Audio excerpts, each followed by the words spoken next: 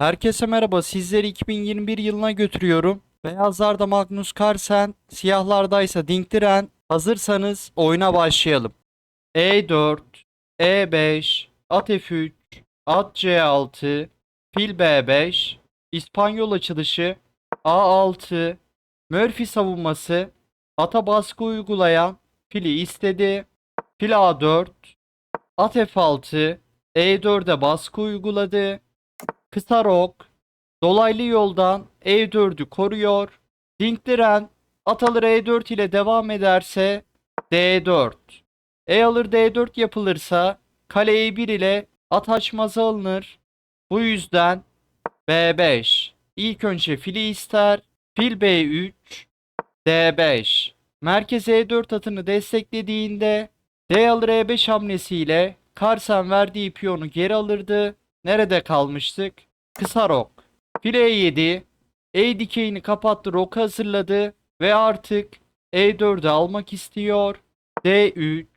E4'ü destekliyor. B5. Fili istedi. C6 atına olan baskıyı sonlandırdı ve vezir kanadından alan kazandı. Fil B3, D6. E5'i desteklerken filin çaprazını açıyor. Dinkdiren'in bu konumdaki tehdidi at A5 ile fili almak. C3, C2 karesinde fili için yer açarken D4 sürüşünü destekliyor. Kısa rok şah güvenliğini sağladı. A4, B5 hücum ediyor. B alır A4 yapılırsa fil alır A4'ten sonra Carlsen A dikeyinden kalesini aktifleştirirken Dinkdiren A6'da ayrık köşe piyonuyla kalır. Fil D7, fil C2.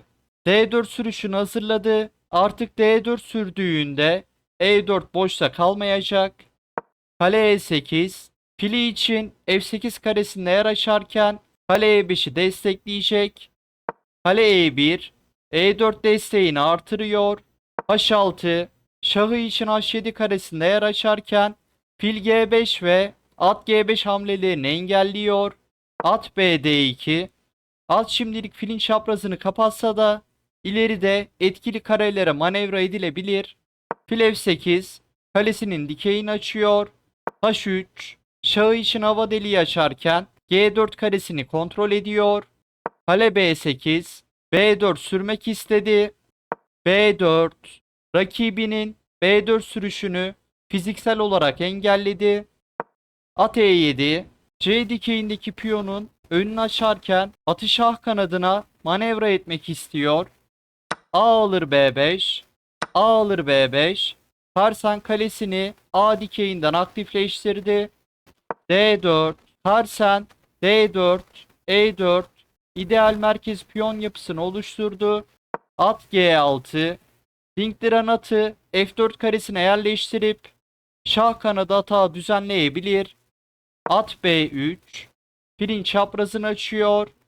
Kale A8, açık A dikeyinde rakibini karşılıyor. Fil D2, kale alır A1, vezir alır A1, birer kale değişildi. Vezir C8, vezir fil bataryası oluşturdu. H3'e fedalar gündeme gelebilir. Şah H2, profilaktik hamle, şah birinci yataydan ayrılırken H3'ü destekliyor. At H5, F4 karesine atı yerleştirmek istiyor. Bu konumda G3 hamlesiyle F4 karesi kontrol edilirse H3 boşta kalacak.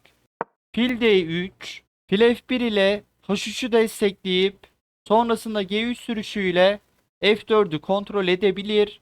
At H4, at fili isteyerek tempo ile F4'e yerleşti. Fil F1, C6, B5'i destekledi. Fili özgürleştirdi. D alır E5.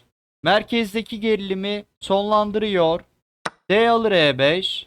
Fil E3. Atı C5'e yerleştirmek istiyor. Fil E6. Ver atı. At C5. At C5'e yerleşti. Rakibin şah kanadı atağında etkili olan fili istiyor. Fil alır C5. B alır C5. C5'e gelen piyon C6'yı yerine sabitliyor. F6 E5'i destekledi. Kale D1 kalesini açık D dikeyine getiriyor. Şah H7. Şah 8. yataydan ayrıldı. Taraflar konumunu geliştirmeye devam ediyor. Kale D6. Kale C6'ya ve file baskı uygularken rakibinin alanını daraltıyor. F5. E4'e hücum başlatıyor. Şah kanadı saldırısına devam ediyor. Ama bu hamle E5'i zayıflattı.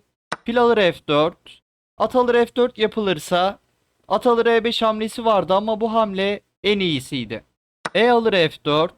D4 kontrolü Carlsen'e geçiyor. At D4. Carlsen'in isteği E alır F5 ile çatal atmak. At E5. Çatal tehdidini engellerken at merkeze yerleşti. Vezir B1. F5'i kazanmak istiyor. G6. Vezir C1. Ver F4'ü. Fil D7. Kalesinin dikeyini açıyor. Atı destekliyor. E alır F5. G alır F5 yapılırsa piyonlar dağılacağı için G5. Piyonları birbirine bağladı ama B1 H7 çaprazı zayıfladı. Vezir C2. Açarak saldırılar gündeme gelebilir. Kale G8. Dinkliren baskı altında kaldı. G4 ile karşı tehditler oluşturmak istiyor. Vezir E4. Ver atı. Vezir E8. At E6. Vezirle atın bağlantısını engelliyor. Fil alır E6 yapılırsa F alır E6. Açarak şah çekiyor. Şah temposuyla geliyor. At boşta kalmaması için at G6. Kale D7. Şah H8'e giderse 3 hamlede mat var. Bunu size bırakıyorum. Cevabı yorumlara yazabilirsiniz. Örnek bir devam yolu olarak kale G7, vezir alır C6. Carlsen E geçeriyle rahatça oyunu kazanırdı. Nerede kalmıştık? At E6. At F7. Atı istekten çıkarıyor. F6 açarak şah çekti.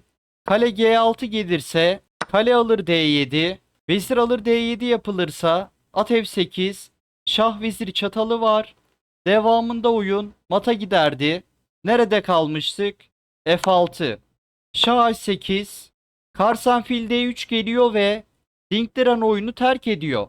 Vezir H7 bir hamlede mat istedi. Matı engellemenin bir yolu yok. Kale G7 gelirse F alır G7. Şah G8 devamında vezir H7 mat var. Analizi beğendiyseniz videoyu beğenmeyi ve kanala abone olmayı unutmayın. Sonraki videoda görüşmek üzere.